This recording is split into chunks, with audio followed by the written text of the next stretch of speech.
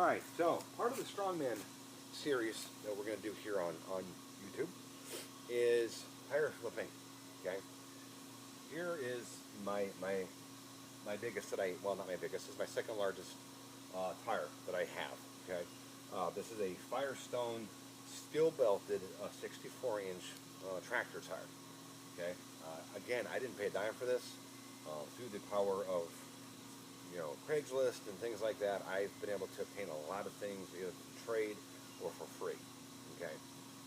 Again, as I said in my very first intro video, I'm all about budget and saving as much money as possible. If I can't buy it, I'll build it.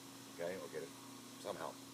So I've got a call to Firestone for the exact weight of this tire. Looking it up online, it's in between. It's in the 700-pound range because it's steel belted. If it wasn't steel belted, she would only probably be somewhere in the 400 to 500 range. But because she is steel belted, and the reason, and if you're curious about if a tire is steel belted or not, there's a way to find out. Okay, you can look on a tire, especially with Firestone, on the side. Let's see, where is it? If you look for the rim type, it'll tell you what kind of rim it needs on these larger tires, especially Firestones and Goodyears. It'll tell you on the tire itself. It says rim type. Okay, this requires 20 R rim. There will be an R in front of rim, which means it's steel belted. Okay, so that's an indication, and I will tell you that will mean that it's a lot heavier than you think it is. Okay, my biggest one is almost 1,000 pounds. It's actually 900 and change, and it's taller than I am, 6'2", and it's about the same height as I am, maybe a little bit taller. And if it was solid rubber without the steel, it'd probably be around 800 pounds. But because of the steel, it's over 900. It's actually close to 1,000. It's a big old tire, and it's been sitting for a while because I can't lift the damn thing. I can, but I can't get it all the way to flip. I can get it a little bit off the ground. This one I can fully flip. It's a challenge, because you want it to be a challenge. You want it to be easy, because if it's easy, then it's not challenging you. Okay, but she's still big. I mean, I'm 6'2", and you see how tall it is compared to me. Kind of goes up to my chin. Yeah, pretty much. Too much. But you'll be seeing this being used in several methods. Okay. Another way that I train the tire is tire carries. Okay. Then that's where this little 46-inch off-road tire, well, it was off-road, so it was on ball, will be coming in. Okay. Through the Strongman series that you will see, I carry things of odd shape and size. Why? You encounter a lot of weird things in life. Strange shapes, different shapes, sizes, weights, and the shape can determine the difficulty of the lifts. For instance, I have kegs that weigh up to 327 pounds. Okay, I also have 180. I also have an empty, and then I have a mini keg that's 52 pounds. That's for keg toss. Now, for that 327-pound keg, yeah, it's heavy. But I have a 250-pound sandbag designed for carrying from Iron Mind, and it's 250. Okay, and it's almost, if not more difficult to carry and move around than the keg. Why? Because the sand shifts. It's an odd shape. Whereas out of my dog. He's going to co-star today. He'll be doing the commentary. He's already peed over my two new tires. The new tires are his, technically, because he's peed all over them. But yes, are different shapes. I have stones. I have a Collins wheel here, and 312-pound log as well. I'm actually trying to find a bigger one. Now, again, I didn't pay anything for this. Thanks to Hurricane Irma, where I got this log. Okay, and I weighed it on a digital scale. Came out to 312.25 pounds. I just put 312 on it. So, but with this, these these two pieces of fencing post go in here. You lay it down, of course, and you use these as handles, and you pick it up and deadlift it. And if you're strong enough, you can try to walk with it, take a few steps. At this weight, walking the full 35 feet will be a little challenging. I guarantee you. And I do need to clean them out still. It's actually full of mud in here. Not full, but I'm going to hose these out real good. And what I do usually is I drill drain holes around the edges because rainwater is going to, of course, collect in there. And this is Florida, and mosquitoes love water. So I keep them drained. So I just take a simple drill, probably like a ½ inch bit, and I drill. Now with a steel belt tire, that's a challenge, okay? Because once you hit that steel, it's a pain in the butt. Do not use a cordless because you wear that battery out in about 5 seconds. Okay, I have a corded, old school, an old Sears from the 1970s Sears drill, and that sucker's right through. Okay, so and I'll usually leave it like 6 on each side. In fact, there's already some drain holes. The previous owner of this tire, there's a large drain hole here. There's a couple others, but I need to clean them out because they're a little muddy on the inside. This guy had these out in the field. They're sitting there kind of rotting. So, and I took them off his hands, and he was happy to see them go. I'm happy to see them come. So, but that's kind of the start. This Saturday, of course, will be Strongman Saturday, and we will be using this amongst many other things. We will be doing farmers walks. We will be doing axle deadlifts, which is the bar is a little bit higher. I don't know if you know what an axle deadlift is. 2-inch axle bar or bar, and it's usually right about here where the bar is. And I have tires on the rim that I use for that. So, and I'm sure you've seen the strong videos when them with the big tires doing deadlifts. That's basically what we do. Okay, and of course we'll be doing like keg carries. And what we do is we carry the kegs the competition distance, get it up and over a 52-inch bar, which is in many competitions the regulation height. It's 52 inches that you have to pick it up and literally get it over the bar. So it's not just carrying it, it's getting it up your chest and getting it over a bar. Okay, so and it's harder than you think. Those of you who do compete and train strongman understand what I'm saying. Okay, so that's what we're going to be doing. Okay, that's what we have. Like I said, we've got the little one. This is a 46. Obviously, it's bigger than a car tire or even a standard truck tire. This is the 64-inch big boy, Bertha number 2. One day I hope to lift Bertha number 1, but we shall see. It's going to take time, and I'm not getting any younger. So, but like I said, I have a lot of different things that we're going to be using. My sled, a homemade sled, which believe it or not was made out of a wheelbarrow, minus the wheel and it's just the barrel part. And I have turned it into a sled, and it works very well. Found the sled, the wheelbarrow in the trash, and it was in perfect condition. Drilled some holes, added some parts, and for under $10, I now have a perfectly working sled, perfect for grass. Whereas a lot of the traditional sleds that can handle a significant amount of weight, that one can handle up to 1,000 pounds. They can't really handle 1,000 pounds. A lot of the commercial ones aren't designed to handle 1,000 pounds off of a flat, even, nice, level surface, okay, on grass. Whereas the one I have as a larger surface area on the bottom, so it allows me to go off-road essentially. So, and we do that. I'm trying to get it to where I can push it as well. I've tried a few different ways to modify it so I can push. So far I've been unsuccessful, but we will see. But you'll be seeing that as well. You'll see car pulls. Like I said, I have 2 harnesses, one for myself and for my lifting partner, Foreman. And we do car pulls. We also do car push and pull at the same time. If you go to my Instagram, you will see me and Foreman pulling a full-size pickup with a harness and then pushing a car at the same time. So a combined total of say about 14, 15,000 pounds, um, being pushed and pulled at the same time. Okay, so it's cool videos, cool stuff, and you'll be seeing a lot of that, of course. And but tonight is going to be arm night, as I said before.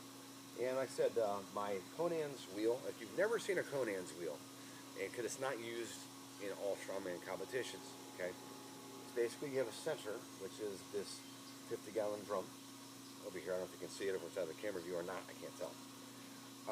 My cameraman is off duty today. Actually, he's not out of school yet. Once he gets out of school, then he can camera. But what this does is it's the centrifuge. Okay, it's a center, and of course it's got a ball for a hitch on a truck as the top, and it slides into another tube that's slightly larger, heavily greased with bearing grease, so it will move freely. Then the hitch part is attached to a long steel pole that used to be part of a basketball hoop. That's, you know, part of a basketball hoop. And put some hooks on it where I can attach weight, and then you walk in a concentric circle, okay, with weight on it. We usually get in the 500-600 pound range of how much we're carrying and walking, and we try to get as many revolutions as possible. The 360 being the first round, of course, and 720 being the second, and so on and so forth. So the world record, I believe, is 3.5 revolutions at 700 and something pounds. I'm not positive. Don't quote me on that. But I think that's somewhere in that range. So I think it's like a 720, something like that, with 750 pounds, I think. Again, not positive. I used to know the number, but not positive. So, and that's used in quite a few competitions, but not all of them. Of course, tire flipping is not used in all of them. Cake tossing is not used in all of them.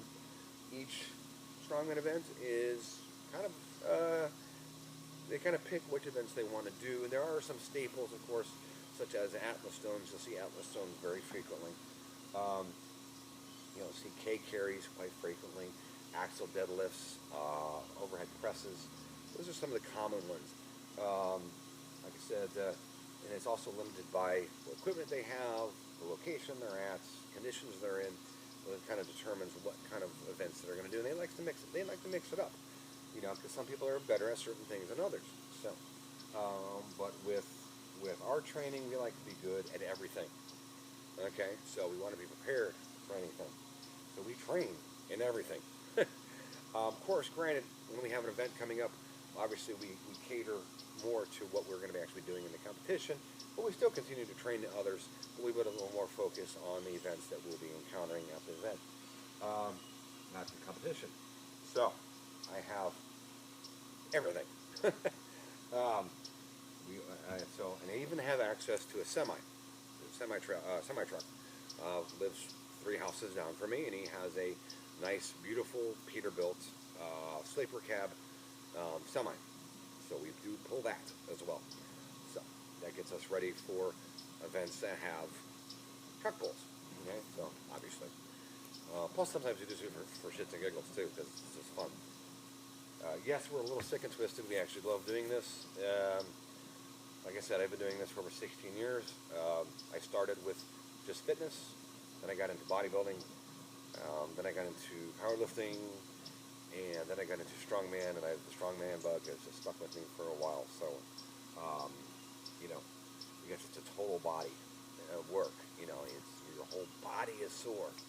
Flipping a tire takes every muscle in your body, because to get it off the ground, you're basically kind of deadlifting it off the ground, using your legs, back, traps, you know, glutes, everything, your core. And then, of course, as you get up, then you're starting to use your shoulders, triceps, and still your back and your legs and your glutes. And so it's a total body workout. It's great. Great tool. That's why you see not only strongmen use this, but you see CrossFitters use this. I'm not a huge fan of CrossFit. I'm not going to lie. I respect it because it's at least you're doing something. At least you're not home sitting eating pie with your cats in your underwear. but at the same time, um, and this is common. You'll see a lot of powerlifters and strongmen not speak kindly of CrossFit. It's just a thing. But but it is difficult. I'm not gonna say it's easy. It's not. Okay, I do know CrossFitters, and it is a rough sport, and it's good for them, the training. But I have had CrossFitters train with me in the past, and they weren't used to this, and they realized how hard this really is. Okay, but I've never tried CrossFit, so I can't really say anything, and nor will I probably ever. But so please don't be mad at me if you're a CrossFitter and you're watching this. I'm not insulting you. It's just not my deal. Okay, it's not my bag, man. So, but as I said, this is some of the implements that we'll be using. I have others scattered throughout my decent-sized property. But we have other things. I'll show you here. Let me move the camera so you can actually see what I'm doing here. Okay. Hopefully I didn't move that too far. Okay, so as I said, here's this is the 327-pound keg, which is in a nice Yingling keg. What I did is I actually removed the cap itself, which is not that hard to do, actually. Actually, if you go to my Instagram, there's a video of me actually taking one of these apart. It's back in, but it's just to keep everything inside. This is, of course, filled with wet sand. The sucker is solid. This is an empty. This is completely empty. Back here, hidden is a 180-pound keg. This is a 312-pound log, and this was already stripped of all its bark and cut perfectly to size by someone after Hurricane Irma here in Florida. So I didn't have to do a damn thing to it. However, we'll be making some modifications to it for this weekend for Strongman to carry it in different various ways. Usually we throw it up on our shoulder and walk with it. So you'll see those. Yes, we just, believe it or not, we did take it 12 pounds and throw it up on our shoulder and walk with it. This is a 200-pound stone. I made this one myself. As you can tell, it's not the obvious shape of analyst stone. The reason why it's got a flat surface. There's a hole right here. Okay, I have a pole that goes in there so I can load Olympic plates on top of it and adjust the weight. So it's kind of a loadable analyst stone. Kind of cool. Then, of course, here's my 2 tires with rims that I use for my axle deadlift. And behind that, of course, is my mini keg, which is actually a propane tank that I completely emptied out safely and took apart, filled with sand, and it weighs 56 pounds, 56.27 pounds, that I use for keg tosses as well. Okay, so that's just some of the stuff that I have. Okay, this is an empty 50 gallons, well, not completely empty. There's some water in it that I use as part of the Conan's wheel. So you'll be seeing that all on Saturday, of course. But if you want to go to my Instagram and check out some of it, because unfortunately Instagram limits you to 1 minute. That's one of the reasons I've started a YouTube, is because you're very limited on Instagram on how long your videos can be. So you have to do like 7, 8 videos just to explain something. No fault of their own, it's just the way it is. And I've had a lot of my Instagram followers and friends beg me basically to start a YouTube. So here I am. Okay. So you'll be seeing this on Saturday. Hopefully my training partner will be joining us due to his work schedule. Sometimes he can't. I don't work weekends, so I'm always doing this. Even when I'm sick. Well, moderately sick. Okay. Last weekend I was feeling pretty ill and actually had a great workout. And I'm lifting in more than I usually do. So go figure, right? But yeah, this is some of the things you'll see us use. Okay. This is part of the collection that I have. Okay. And well, like I said, I also have farmer's walk bars, hex bars, things like that we also use. I have a duck walk bar. Probably it's also known as a T-bar. If you don't know what that is, just look, Google duck walk bar. You'll see. And it's a very interesting apparatus and a very punishing apparatus. My inner calves are still healing from the weight slamming into my calves as you walk with this thing. But you will see those this weekend as well, because we do that as well. So, and we also do, and some of the things that you will see is a lot of alternative ways to do deadlifts, okay, to strengthen your basic deadlift, whether it's sumo or traditional. I am a traditional deadlifter. I don't do the sumo, nothing against it, that's what I prefer. And I do a lot of different ways to strengthen my deadlift, okay. I train in both the over-under and double overhand. I do both for training purposes. Especially when we do the axle deadlift with pliers and the weight and the axle bar, I do double overhand. Also with the duck walk bar, I also do assistance exercises with that for the deadlift, double overhand. Okay, so it's good to have strength. The reason I train a lot of double overhand is I had to learn this the hard way. Is, as I said in my intro video, I told you I had my bicep rupture off of my forearm during a competition, during a deadlift. It was an over-under, and I pulled a little too much with my left and almost tried to curl the weight unconsciously. It wasn't, of course, constantly trying to do that. That'd be stupid. But that's what caused it. So now I do a lot of double overhand work, and now I don't really have to worry about that anymore. Luckily, I have a sister who's a doctor of physical therapy, and also my local sports medicine doctor is phenomenal as well. He did a great job of reattaching the bicep tendon and rehabbing me. And it's as strong as it was, almost. It's not quite there, but it may never get back to where it was. But I can still use my arm. I'm grateful for that. Plus, that I was able to recover from it. Okay, so this is some of the things you're going to see. These are just intro videos right now that I'm just trying to explain to you what we do. Okay, and like I said, anybody's ever interested in the Central Florida area, you're more than welcome to join us in training. Just let me know, and at least a couple days in advance, and where you'll be coming from, stuff like that. Because we usually start training between 1 and 2 in the afternoon, when the light's kind of almost perfect for training and of course for video. So and that's usually. Sorry, there's a big old right over my head. I don't see that every day. We don't do a lot of editing. We're not real flashy. So if you're looking for flashy, high-tech videos, you're at the wrong place. Okay. Of course, as time goes on, we will improve things. So stick with us on this. Lighting sometimes is an issue, so that's why we try to train at optimal times of the day when the lighting is best, so you get a better view of what we're doing. But as I said, this is the basics that we have here. Okay, like I said, I have other equipment here as well, and of course, Foreman owns a large box truck, which is heavier than my pickup.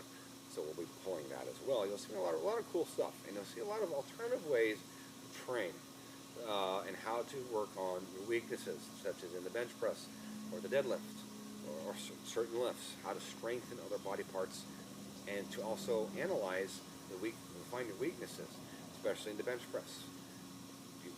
Through a series of methods and means, I can show you, and I will show you, how to analyze where your weak spot is, okay? Whether it's your triceps, your shoulders, your chest, your lats, if your leg drive is improper, if your grip is improper, if your arch is improper, we'll find out where that weak point is, okay? And then I'm also going to show you how to strengthen and improve that weak point, okay? That's one thing I'm going to show you. Also show you how to do that on the deadlift, okay? So that's some of the videos you can look forward to. They're already on my Instagram, but again, they're 1-minute increments. On YouTube, I'm going to be able to show you in a much longer format to go into more detail, because it really is kind of no time limit on